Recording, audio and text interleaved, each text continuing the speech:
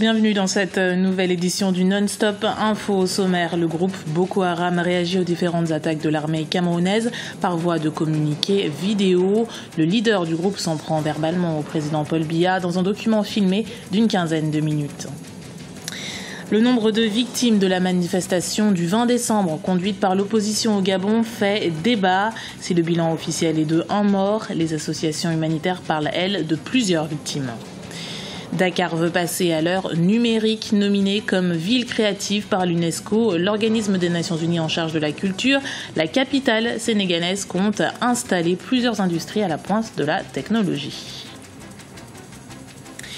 Le chef du groupe terroriste Boko Haram a récemment refait parler de lui. Aboubacar Shekau apparaît dans une vidéo de 17 minutes postée sur Internet. Il profère ouvertement des menaces envers le président camerounais Paul Biya. Le résumé de Anne-Marie Diaz-Borges.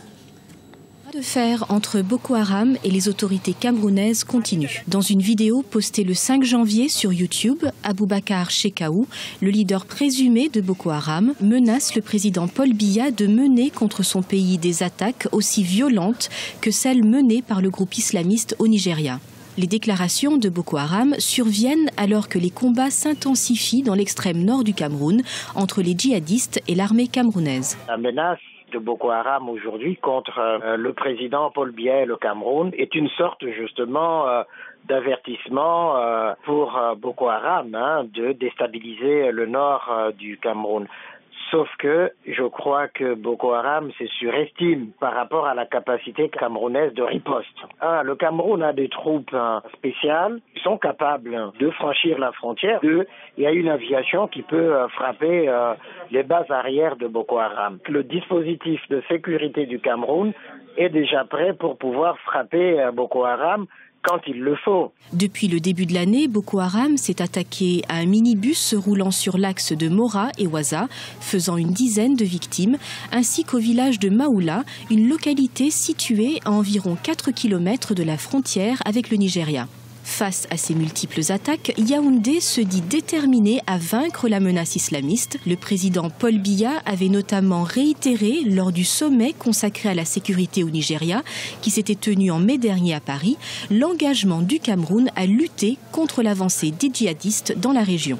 Nous sommes ici pour affirmer notre solidarité et notre détermination à lutter vigoureusement contre le Boko Haram. Le problème Boko Haram a cessé d'être uniquement un problème nigérian.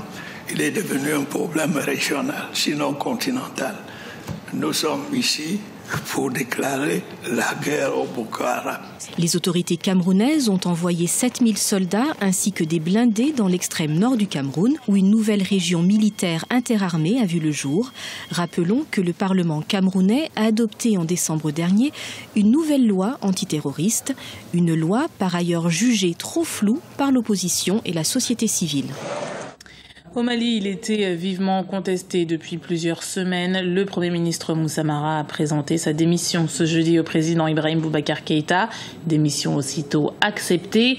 L'ancien chef du gouvernement était pointé du doigt pour son déplacement dans le nord du pays, une visite qui avait déclenché des affrontements entre l'armée et les groupes rebelles et qui s'était soldée par une dizaine de morts. C'est Modibo Keïta, ancien Premier ministre du président Alpha Oumar Konaré en 2002, qui reprend le poste laissé vacant. Écoutons l'analyse du directeur de publication de la Nouvelle Tribune, Ibrahim Koulibaly. La démission du Premier ministre Moussa Mara, finalement, moi je pourrais dire que c'est un non-événement parce que tellement c'était accepté par les populations maliennes, la classe politique. Vous vous souvenez, depuis son voyage sur Kidal, l'opposition avait réclamé immédiatement son départ. Donc depuis lors, son départ était dans la balance. Donc c'est le président Ibrahim Boubacar lui-même qui a un peu primé les choses. Donc aujourd'hui, c'est chose faite. Retour sur le bras de fer entre l'opposition et le gouvernement gabonais. Le 20 décembre dernier, un rassemblement avait été interdit. Les autorités gabonaises avaient évoqué des risques de troubles à l'ordre public, une thèse largement contestée par les organisateurs de la manifestation. Les précisions d'Ibra Dinjaï. Le nombre de victimes de la manifestation interdite du 20 décembre dernier au Gabon fait débat. Si le bilan officiel fait état d'un mort, les associations de défense des droits de l'homme évoquent plusieurs victimes. C'est le cas de la présidente du Centre pour la promotion de la démocratie et la défense des droits de l'homme au Gabon, Paulette Oyan Ondo, qui dénonce la brutalité des forces de l'ordre et pas seulement. Mon ONG a répertorié 6 morts. Ça ne veut pas dire qu'il n'y a eu que 6 morts, mais ça c'est les 6 morts que mon ONG a vus. Ils tuaient et ils prenaient le corps avec eux. Le seul corps dont on parle, c'est le corps que la population a arraché entre les mains des forces de l'ordre. Quant à la question du respect des droits de l'homme dans le pays, l'avocate est catégorique. Pour elle, le Gabon ne permet pas à ses citoyens la liberté fondamentale de manifester. Vous vous rendez compte comment on peut venir dire qu'une manifestation, c'est-à-dire que le droit de manifester qui est une liberté publique, quel que soit le motif, on ne peut pas interdire l'exercice d'une liberté publique. Qu'est-ce qu'on fait dans un État organisé ? On laisse les gens manifester, mais ces gens-là doivent préalablement saisir les autorités. Non pas pour demander une autorisation, mais pour dire nous avons l'intention de manifester. Voilà notre lieu de manifestation et voilà si c'est une marche, notre marche va faire tel itinéraire. Et le gouvernement a le droit non seulement d'encadrer, mais de protéger pour éviter les débordements et même pour éviter quelquefois les provocations. La présidentielle est prévue en 2016 au Gabon sur fond de bras de fer entre le parti au pouvoir, le PDG, le Parti démocratique gabonais du président Ali Bongo Ondimba et l'opposition. En Égypte, le verdict du procès de l'ancien président Mohamed Morsi sera rendu le 21 avril 2015. Le premier chef d'État égyptien élu démocratiquement est accusé d'être responsable, au même titre que 14 autres dirigeants des frères musulmans, de la mort de 10 manifestants le 5 décembre 2012 devant le palais présidentiel. Des affrontements avaient éclaté ce jour-là, après que le président ait fait paraître un décret qui étendait largement ses pouvoirs. La date du verdict est à elle seule révélatrice de la tension politique que génère ce procès, comme nous l'explique Mohamed Abdelazim, notre analyste politique. En Égypte, la sensibilité de la question fait que la Cour prend vraiment son temps.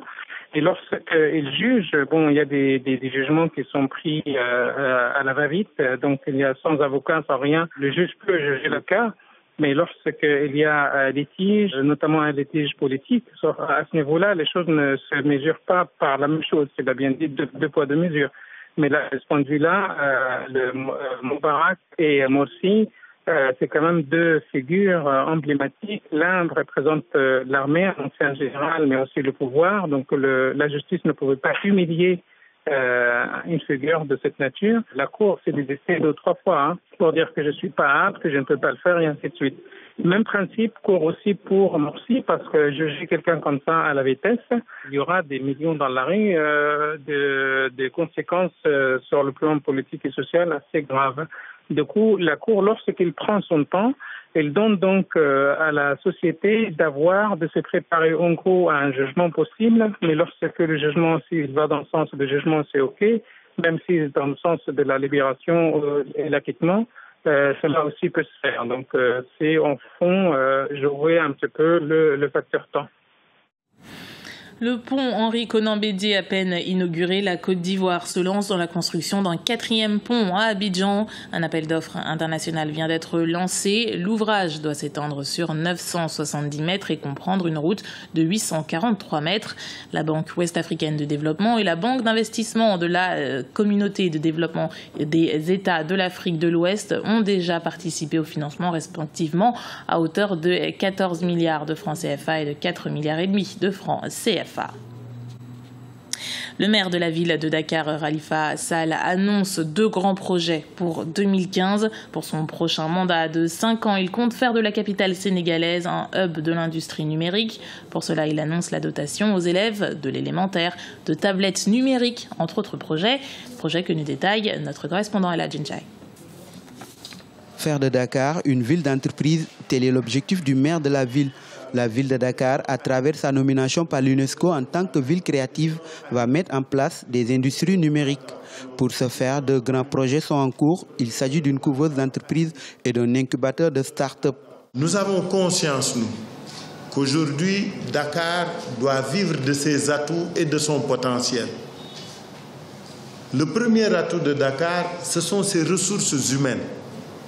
C'est sa jeunesse. Le deuxième atout dont nous disposons, c'est la position de Dakar dans le monde. C'est le rôle que Dakar s'assigne pour apporter sa part dans la mondialisation. Les cibles sur lesquelles la ville compte agir dans le domaine du numérique sont surtout les acteurs culturels ainsi que les élèves.